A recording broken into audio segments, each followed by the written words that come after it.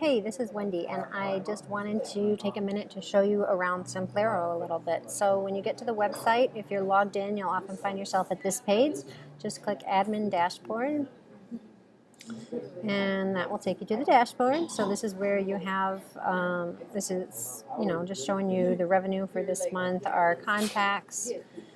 And so the two main places that you need to know about are the sidebar list over here and the drop-down menus up here.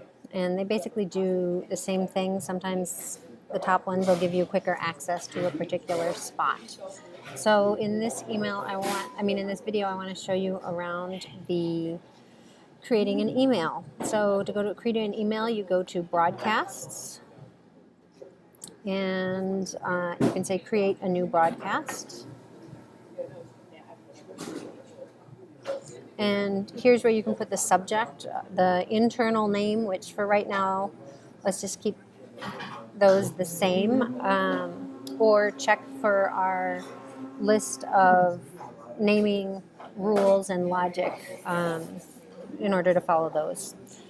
So right now we use, if this is a newsletter, you can use the newsletter template. Otherwise, use the standard email template. And then just leave these alone because we want those to be standard generally.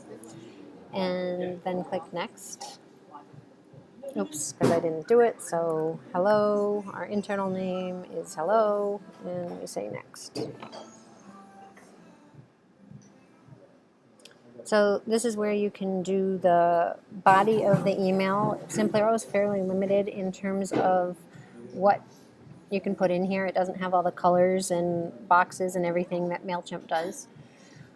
This is where you can insert information for people, like customizing it. But in general, if it's something that's going out to our general newsletter list, we don't want to customize it because we don't have people's names separated into first name and last name. So really the only time you should be using this is if you're creating an email that is as a follow-up for the product. And generally if somebody's paid for the product, then they've filled out their name and information and we have all that. So basically there's only two categories, paragraph or heading.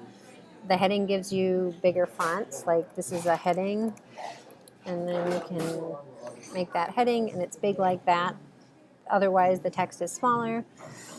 We can change some of the colors here. They're a little bit limited, but generally I stick to the maroon, the red, the navy, or the blue if I want to catch attention. Occasionally I use the orange. Those are kind of all in line with our brand colors, black or gray as well. Those are all obvious. Those are all obvious. How to do a link, insert a picture. So in Simplero, when we upload a picture, it will automatically create a lot of versions of it at different sizes and stuff that you can use.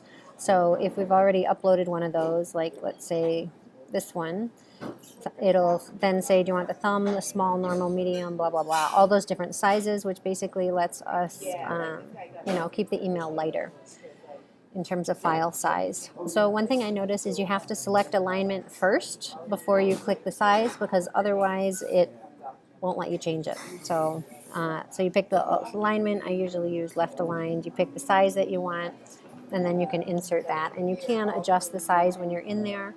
So generally just the rule to go with the smallest size that looks good. And that's if you want to see the code.